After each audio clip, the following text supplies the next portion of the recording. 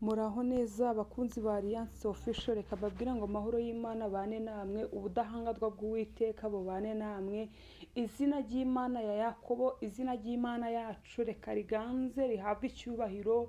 Imana yacu nishimwe yuko yaturinze, ikaturinda tutarabo kurindwa, ikaturinda turi abanyabyaha, ikaturinda turi abapinzi, ariko ikaturinda. Izina ry'Imana rihabwe icyubahiro.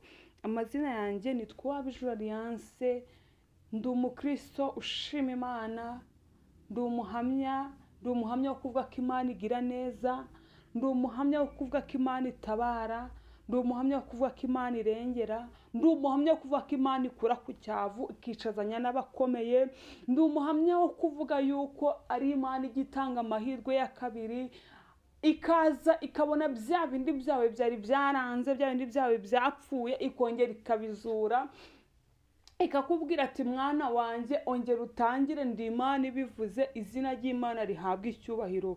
Uyu munsi ni umunsi wo gusengera abarwayi, ni umunsi wo gusengera icyifuzo cy'abarwayi, ari abarwayi barwariye mu rugo, ari abarwariye ku bitaro, ari abarwariye hirya no hino, abo bose uyu munsi ni umunsi wo gusenga, ni umunsi wo gukirizwamo, ni umunsi wo guherezamo Imana icyubahiro, ni umunsi wo guherezamo wo kubwira Imana ati Imana ongera wibuke, ongera uturengere mu izina rya Yesu. Reka tubanze dusenge. Uri Imana yacu, Imana nziza, Imana igira neza, turongeye twibutse kuko uri Imana itabara, turongeye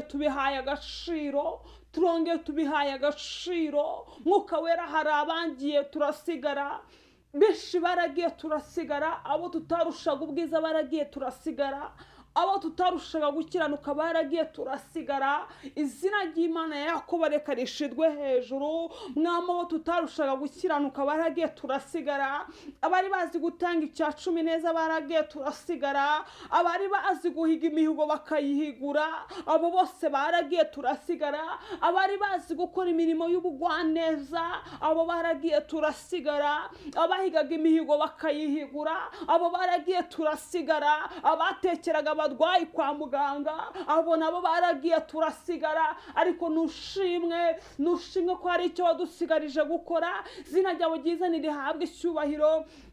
Mwami, tugiye gutangira amateraniro yacu, reka dutangire kubw'Umwuka wawe wera aza dushigikira, azabane natwe, imbaraga zawe reka ziganze, ubudahangarwa bwawe reka buganze, kuko uri Imana ishobora byose. Ntabwo uzica isezerano, ahubwo urinda isezerano, urangiza ukarinda n'uwo waribwiye. Hari impamvu tugihumeka umwuka w'abazima, hari impamvu tugitera haleluya bigakunda, hari impamvu tukivuga ngo Yesu ukatwitaba, hari impamvu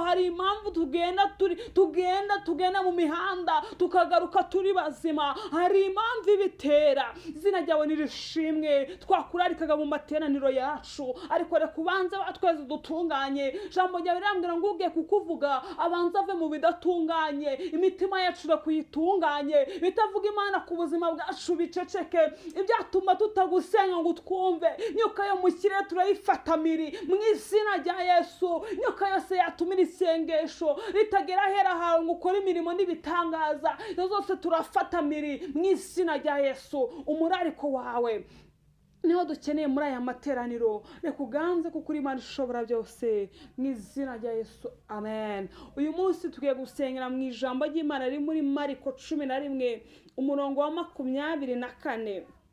haravuga ngo nicyo gitumye mbabwira nti ibyo musaba byose mubishizeho umutima, mwizere yuko mubihawe kandi muzabibona. Izina ry'Imana ya Yakobo rihabwa icyubahiro. Kansubiremo aya magambo mu izina rya Yesu. Nicyo gitumye mbabwira ni ibyo musaba byose mubishizeho umutima, mwizere yuko mubihawe kandi muzabibona. Izina ry'Imana ya Yakobo reka rihabwa icyubahiro. Ijambo ry'Imana rirambwira ngo ibyo tugiye gusaba byose ngo tubishizeho umutima, ngo twizere yuko tubihawe. Izina ry'Imana rihabwa icyubahiro. Irindi rijya ribwira ngo biremwe nonaha, ngo kandi ngo si ibya kera, ngo ibyo dusaba byose tubishizeho umutima, ngo tukabyizera, ngo twizere yuko tubihawe. Icyifuzo cyacu nitugisenga tugishizeho umutima, twumve yuko tubihawe, twumve yuko duhawe ibisubizo by'ibibazo byacu. Izina izina ry'Imana ya Yakobo rihabwa icyubahiro, ngo kandi twizere yuko ko tuzabibona. Imana ishimwe. Muri aya materaniro twizere ko icyifuzo tugiye gusenga tugishizeho umutima, ngo twumve yuko tugihawe, ngo kandi ngo twumve yuko tuzakibona, twumve yuko tugiye kuzabona amashimwe, yumve yuko tugiye kuzabona ubudahangarwa bw'Imana. Twumve yuko ibyo tugiye gusengera byacu tubihawe. Izina ry'Imana rihabwa icyubahiro, kandi reka ijambo ry'Imana riganze imitima yacu. Uri Imana itabasha kubesha, uri Imana isohoza amasezerano.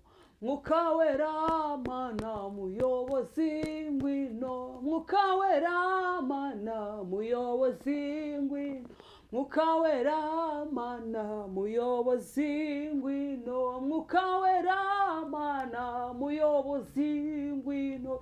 Mwuka wera turi kukurarika kugira ngo uze kubana natwe. Iri sengesho tugiye gusenga nyeneye ko rihindura imitima ya benshi, nyeneye yuko abari bihebye bakira ubutabazi bw'Imana, nyeneye kumva babandi bumvaga yuko byarangiye bumve yuko hari Imana ishizeho akitso. Bivuze ngo ubuzima burakomeje, bivuze ngo ubuzima burakomeje, kubaho neza birakomeje, imibereho myiza irakomeje, ubwo burwayi bwigutera ikibazo hari Imana itaremeye yuko bakubika, bandi babyuka bababika, tukumva ngo kanaka yapfuye, tukabyuka bandikaho ngo rest in peace, ariko hari impamvu Imana yagushize aho ngaho. Aho ngaho niri kugucungira. Birashoboka ko ari ubuhamya Imana iri kukugenera, ko ari ubuhamya Imana iri kukubaka. Mu izina rya Yesu, mu izina rya Yesu tugiye gusengana. Wowe urwaye, wowe ufite ikibazo cy'uburwayi, uyu munsi ni wowe ngiye gusengera, uyu munsi ni wowe tugiye kubana. Izina ry'Imana rihabwa icyubahiro. Ndumvamo imbaraga zikiza, ndumva akanwa karema kari muri njyewe, ndumva amavuta y'Imana hari, ndumva gukora kw'Imana guhari, ndumva hari ubuhamya tugiye kwakira ko hari Imana ishobora byose, ndumva ko hari tugiye kwakira message nzima ku buzima bwacu, ndumva hari ibitangaza Imana igiye gukora. Haleluya, haleluya, haleluya, haleluya, haleluya. Ndumva hari Imana, ndumva hari ubwiza bw'Imana bugendagenda, ndumva hari Imana itanga gukira. Izina ry'Imana rihabwa icyubahiro. Tugiye gusengana. Aho waba urwariye hose, icyo waba urwaye cyose, nyemerera umpereze kwizera kwawe, mufatikanye n'ukwanjye. Duhamagara Imana, duhamagara Imana ikiza, duhamagara Imana irengera, duhamagara Imana itabara, duhamagara Imana ikura ku cyavu ikicazanya n'abakomeye. Duhamagara Imana, duhamagara Imana ya indi yakijije umwana w'umupfakazi, ngo Yesu ngo yari ari kugenda ngo anyura mu murwa, ngo ahura n'abikoreye ikiriba. Ndagira ngo nkubwire, uyu mwana w'umuhungu yari yapfuye, uyu mwana w'umuhungu byari byarangiye, bari basigaje kujya gushingura, ngo ariko Yesu ari kugenda. Ndumva Yesu agiye kugenda mu bitaro, ndumva Yesu agiye kugenda mu ngo kugira ngo ahure nawe. Ndumva umwami agiye kugenda kugira ngo muhure, ngo ahure bikoreye ikiriba, ngo arababwira ngo muture, ngo mumushire hasi, ngo barangije bavuga ngo yapfuye. Rangije arababwira ngo ibyo ntabwo mbiyobewe. Ndagira ngo nkubwire, ubwo burwayi bwawe ntabwo ari bw'Imana iyobeye, ako gahinda ntabwo ari by'Imana iyobewe yuko ubwo burwayi bwakujyanye kure. Ndagira ngo nkubwire, ntabwo Imana ibiyobewe mu izina rya Yesu. Ngo arangije ngo arababwira ngo mugiture, ngo muture icyo kiriba. Ngo arangije ngo avuga ijambo rimwe gusa, ngo aravuga ngo umuhungu byuka, ngo wari wapfuye ngo arabaduka, ngo asubirana na mama we. Abantu babonaga ko byarangiye, abantu bari barangije kumufataho ijambo. Ndagira ngo nkubwire, nawe Imana igiye kukuvuga ijambo rimwe gusa, Imana igiye kugukura kuri icyo gisasiro. Ubwo burwayi bwakubayeho karande, hari Imana igiye kuza ikagutambagirira, iyangiza ikanyura iwawe, ikavuga ijambo rimwe gusa. Vugira ngo Yesu avuga ijambo rimwe. Yesu ndumva agiye gutambagira, ndumva Yesu agiye kugenda kandi yiteguye guhura nawe. Ahubwo wowe iyumvemo kugiye guhura na Yesu, yumvemo ko hari ibitangaza by'Imana bigiye kugukorerwaho. Vuga ijambo rimwe ku buzima bwacu ritubera impamba n'inkomezi. Vuga ijambo rimwe ku buzima bwanjye rimbera impamba n'inkomezi. Vuga ijambo rimwe ku buzima bwacu ritubera impamba n'inkomezi. Yesu, vuga ijambo rimwe ku buzima bwacu ritubera impamba n'inkomezi. Uyu munsi Yesu avuga ijambo rimwe ku buzima bw'ababyeyi barwaye, ku buzima bw'abapapa barwaye, ku buzima bw'abana batoya barwaye, ku buzima bwa buri muntu wese udukurikiye. Nubwo wakwizerera umuntu urwaye, nta kibazo, wowe tugiye gusengana. Uri Imana yacu yera, uri Imana ishobora byose, uri Imana nziza, uri Imana yacu, ushoboye byose, nta kikunanira. Witwa Ndiho n'iryo zina ryawe. Uri Imana twamenye, Mwami, twakubonye mu bikomeye, twakubonye mu biteye ubwoba. Imiryango yananiwe, kwa muganga bananiwe, oya twakubonye ukiza pararize, bantu barongera baragenda. Twakubonye ukiza imigongo, abantu barahaguruka barashima. Twakubonye uri Imana ikiza amaguru, abantu barahaguruka barongera baragutambira barabyina. Twakubonye uri Imana ikiza, twakubonye uri Imana ikiza ibifu byananiranye, abantu bakongera bakabaho neza, bakongera bakajya neza, ibintu bikagenda neza. Twakubonye nk'Imana ishobora byose. Uri Imana nziza, uri Imana ikora, uri Imana ishoboye byose. Izina ryawe nirishimwe. Mwami, turakwizeye, Mwami, turakwiringiye. Dusengeye abantu bose badwaye, ari abadwariye mu rugo, ari abadwariye ku bitaro. Ijambo ryawe ryarambwiye ngo tudashoboye kugera ngo tuzahatume isengesho. Mwami, ntumye isengesho kuri buri murwayi wese urwaye ukwizeye wese, mutumyeho isengesho. Ari abo bahaye ibitanda kwa muganga, hose matumye isengesho. Ari abadwariye mu rugo, hose matumye isengesho. Mwuka wera wawe reka agenda atambagira kwa biriya bisasiro, indwara z'amayobera ukatika jina la Yesu. Ibitavuga Imana ndafata miri, ndacecekesha migambi y'abadayimoni, ndacecekesha ubwoko bwawe. Ntabwo ari ibyo kurya by'abadayimoni. Nonaha ndafata miri bitavuga Imana, ndafata miri indwara z'amayobera zabaye korande, ibitegano, ibyohererezanyo ukatika. Mana nziza, ushoboye byose, nta kikunanira. Abadwariye ku bitaro, reka ugende ubagereho. Uri Imana igize igahindura amateka, aho abaganga babona nta ndwara kandi abantu bari kuremba. Aho hose ndahagutumye, genda uhindure ibitavuga Imana, biceceke ku buzima bw'ubwoko bwawe. Bitavuga Imana biburizwemo ku buzima bw'ubwoko bwawe. Ntabwo turi ibyo kurya by'abadayimoni, kuko twakwizeye nk'Imana ishobora byose. Ntabwo turi ibyo kurya by'abarozi, ntabwo turi ibitambo by'abapfumu, ntabwo amaraso yacu ari ibitambo by'abapfumu. Nonaha ndategetse indwara zishushanya ukatika. Mana, ndakwizeye, Mana ufite ubushobozi, uri Imana nziza. Mana, ndakwizeye, Mwami, nkwizeye mw'Imana ishobora byose. Nizeye kuri Imana igiye guhindura. Reka abantu bawe bakire igitangaza, reka abantu bawe bakire kubaho, reka abantu bawe bakire ubuzima buzima, reka abantu bawe bakire gutambagizwa, reka abantu bawe bakire kugubwa neza, bakire kugubwa neza. Ntabwo banzi bacu bazavugira impundu kunesha, mu izina rya Yesu, mu izina rya Yesu, mu izina rya Yesu. Uri Imana ishobora byose, uri Imana ishobora byose, uri Imana ishobora byose. uri Imana ishobora byose. Ntabwo washoboye umutwe ngo ugere ku gifu byange, ntabwo washoboye umugongo ngo ugere ku maguru byange, ntabwo washoboye indwara z'amayobera ngo ugere kuri pararize byange, ntabwo washoboye inkorora ngo ibindi byose byange, ahubwo uri Imana ishobora byose. Mwami turakwizeye, Mwami turakwizeye. Reka abantu bawe bakira ubutabazi buturutse ahera hawe mu izina rya Yesu, amen. Kwa muganga bananiwe, imiti nayo yananiwe, kumana biracyashoboka, muhumure kumana biracyashoboka. Kwa muganga bananiwe, imiti nayo yananiwe, kumana biracyashoboka, muhumure kumana biracyashoboka. Kwa muganga byananiranye, imiti nayo yanze, ukabona baguha imiti za buri munsi ariko ntukira, nagira ngo nkubwire kumana biracyashoboka, kumana biracyashoboka. Egera ubwiza bw'Imana, egera ubwiza bw'Imana, kumana biracyashoboka.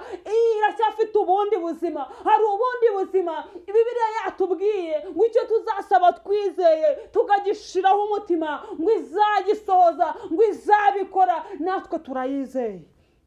Imana yacu ihabwa icyubahiro, kandi Imana yacu iganze kuri twebwe. Ku Mana biracyashoboka, nubwo ubona nta nzira, ukabona nta butabazi, ku Mana biracyashoboka. Nubwo wanze ukarekwa, akaba nta muntu ukiguhamagara kuko ujye murebe, bikaba byarabaye ikibazo, akaba nta muntu ukiza kugusura, abantu barananiwe, abantu bakuvuyeho. Ariko reka nkubwire, mu kidendezi kera nibwo hakiraga umuntu umwe. Yesu rero ngo yageze ku kidendezi ngo ahasanga umurwayi ngo amaze imyaka 38, ngo nta muntu yagiraga wo kumujugunyamo, ngo abandi bose ngo barazaga bakabashira muri icyo kidendezi ngo maze bagakira. Ngo we yareba hano hirya no hino ngo akabona nta butabazi, akabona nta n'umwe wari ukimusura, akabona biranze. Ngo ariko Yesu ahageze, Yesu nushimwe. Ndagira ngo nkubwire, iyo Yesu ahageze ntabwo bisaba kujya kwidumbagiza mu kidendezi, ntabwo bigusaba kugira ngo ibyo byose Yesu ahageze gusa ngo aramubaza ngo urashaka gukira. Haleluya. Nawe Yesu ari kukubaza ngo urashaka gukira, urashaka gukira mwene data. ngo arangije ngo aramubwira ngo ntawe afite wo kumujugunya mu kidendezi. Hari igihe abantu tuba twarumiwe, abantu baratuvuyeho, ibintu byaraducanze. Ngo arangije ngo aramubwira ngo simfite wo kunjugunyamo. Ngo Yesu aramubaza ati urashaka gukira? Arangije aramubwira ngo ndabishaka mwigisha. Arangije aramubwira ngo ikorere uburiri bwawe utahe. Nanjye ngiye kukubwira ngo ikorere uburiri bwawe utahe. Ni Yesu bivuze ngo ikorere uburiri bwawe wigendere. Imana igiye kuguhereza amashimwe, Imana igiye kuguhereza gushima mu izina rya Yesu. Uri Imana yacu bwite, nushimwe ko wabanye natwe, ushoboye byose nta kikunanira. Ijambo ryawe riri muri Mariko 11:24 niryo twasomye, turyizereyemo, turabyizeye ko ibyo twagusabye kandi twabishizeho umutima, twizeye yuko ubisohoje mu izina rya Yesu rifite imbaraga. Reka abantu bawe bakire ubutabazi, abantu bawe bakire gukira, abo byananiranye, abo Mwami Imana babonaga nta nzira bategereje gupfa, ariko uri Imana igisubiza abantu ubuzima, ukabaheza itangiriro. Reka ukize abantu bawe mu izina rya Yesu, bakire ubutabazi bwawe, bakire gukira mu izina rya Yesu. Twakiye amashimwe mu ruhande rwacu, mu ruhande rw'ababyeyi reka bakira amashimwe, mu ruhande rw'abapapa bakira amashimwe, mu ruhande rw'abasore n'inkumi bakira amashimwe, mu ruhande rw'abana batoya reka bakira amashimwe. Uri Imana ishoboye byose, wewe wakijije umwana w'umupfakazi kandi byari byarangiye, yari yarangije gupfa, urangije umusubiza umubyeyi we, uramubwira ijambo rimwe gusa ngo muhungu byuka. Natwe vuga ijambo rimwe ku buzima bwacu. Nushimwe yuko ibisasiro byacu tubyikoreye, tukaba dusubiye mu midugudu yacu tuvuga ngo shimwa, ngo urera, ngo ushoboye byose. Habwa icyubahiro Yesu, izina ryawe nirishimwe. Urakoze kuri Imana yabanye natwe mu izina rya Yesu, amen. Imana yacu ishoboye byose, mwihangane kugera kure ntabwo ari ko gupfa. N'ubuhamya Uwiteka bari kutugenera, n'ubuhamya Imana yari iri kukubakira kugira ngo uzakomeze abandi. Uri igikoresho cyiza Imana yari iri kugucura kugira inkamba zikuvemo, ubone uko uzakomeza abandi. Mwakire ubutabazi bw'Imana, mwakire kurengerwa n'Imana mu izina rya Yesu, in the name of Jesus, amen.